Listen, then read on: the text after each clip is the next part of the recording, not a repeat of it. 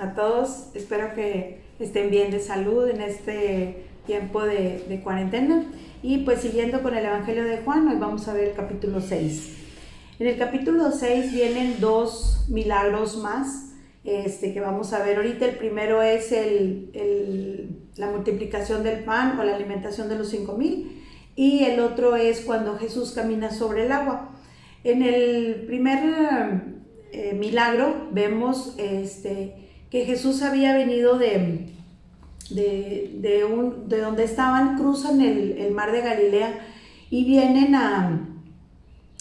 él con sus discípulos, y había gente que le seguía porque ya habían visto los milagros que había hecho con los enfermos, él los sanaba. Entonces la gente le seguía, pero en esta ocasión iba Jesús con sus discípulos y se sientan en un monte, y resulta que de repente se da cuenta que había bastante gente ahí donde ellos estaban, pero era una cantidad exagerada de gente, porque la Biblia te habla que eran como 5,000 varones, aparte mujeres y niños. Entonces estamos hablando de más de 5,000 personas. Estando ellos ahí en el monte, les dice Jesús a sus discípulos, y en especial a Felipe: ¿cómo vamos a alimentar a tanta gente? Y pues le dice: pues aunque tuviéramos 200 denarios, aunque tuviéramos dinero, pues no vamos a poder para tanta gente.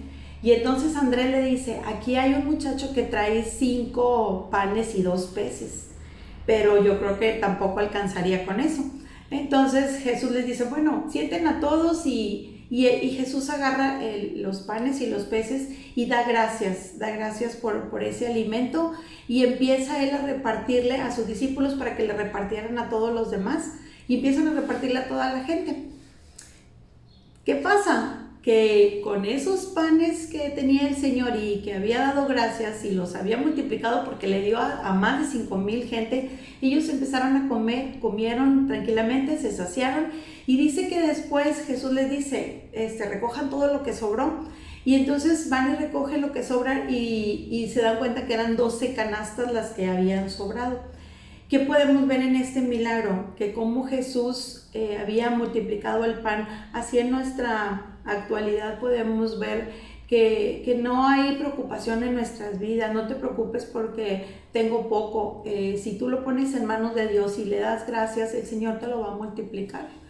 Y pues ahora vamos a ver el otro milagro. Cuando ya se terminan de darles de comer a todos, Jesús les dice a sus discípulos que se adelanten porque iban a pasar a Capernaum. Entonces Jesús se va a orar, y mientras los discípulos iban caminando hacia la barca, se suben para cruzar el mar, y dice la palabra que de repente se vino un viento muy fuerte, y dice que la barca ya se había movido hacia adentro del mar. Dice ahí que estadios, 25, 30 estadios, pero pues al parecer eran como 5 kilómetros más o menos que se había metido la barca, y ya estaba oscureciendo, era de noche, y estando ellos ahí en la barca, vieron que venía alguien sobre el agua, que venía caminando, y ellos pensaron, en otro evangelio dice que ellos pensaron que era un fantasma, y entonces dice que tuvieron temor. Y entonces cuando ya se les acerca, les dice: yo soy. Y era Jesús el que estaba ahí con ellos, y les dice: no teman. Y entonces ellos se emocionaron de ver que era Jesús, y Jesús se sube a la barca con ellos, y dice que después llegaron bien tranquilos ahí pues a la orilla donde iban a llegar. Entonces aquí también podemos ver cómo en nuestra necesidad, o en tiempo de tempestad o de angustia, lo que nos esté pasando, Jesús viene a nosotros, y cuando Él está adentro de ese problema que nosotros tenemos, Él lo soluciona. Dice que ellos se sintieron bien a gusto y muy contentos. Jesús viene también y te da paz y tranquilidad en nuestro corazón.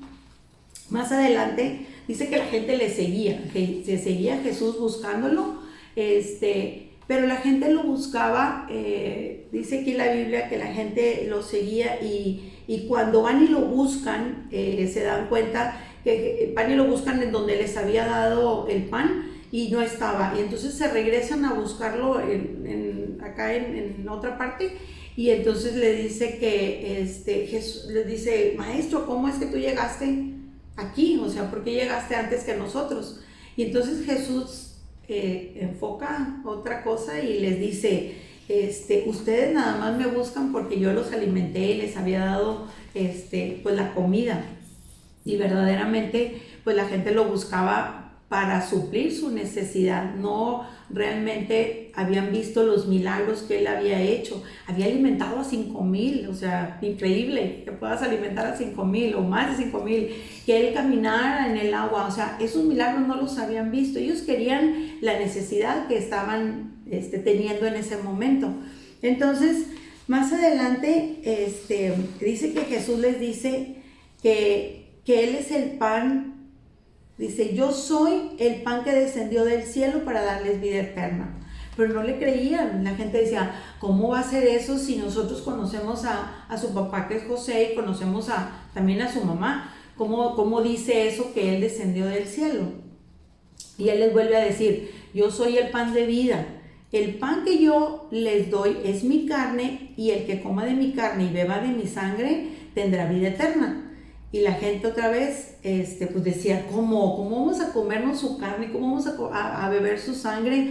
Pues eso no es normal, es ilógico. Pero no era literal que se comieran su carne, sino que Jesús les estaba diciendo el lado espiritual. Más adelante Él les dice, o sea, Él quería darles a entender de que iba a ser crucificado y que su cuerpo y su sangre también iban a ser entregados en sacrificio por el pecado de nosotros. Entonces, pues nosotros si creemos en esto, en que Jesús verdaderamente es nuestro pan de vida, que Él es el que alimenta nuestras almas, que Él es el que alimenta nuestro espíritu, pues si nosotros creemos en esto, podemos arrepentirnos de nuestros pecados, de nuestra vida pasada, y verdaderamente traer a Jesús a nuestro corazón y hacerlo nuestro Rey y Salvador de nuestra vida. Jesús es nuestro proveedor, lo podemos ver en el primer milagro. Jesús es nuestro pronto socorro cuando estamos en dificultad o en necesidad. Él acude a nosotros cuando nosotros le hablamos, y pues verdaderamente Él es el Rey y Salvador de nuestra vida. Entonces, pues en este evangelio yo te invito a que tú reflexiones, invites a Jesús a tu corazón. Él es el pan de vida, verdaderamente el pan físico lo necesitamos para nuestro cuerpo y alimentarnos, pero el pan de vida espiritual es el que llena nuestro corazón y nuestra alma. Bueno, pues aquí terminamos el capítulo 6. Que Dios los bendiga y nos vemos en el próximo capítulo. Bye.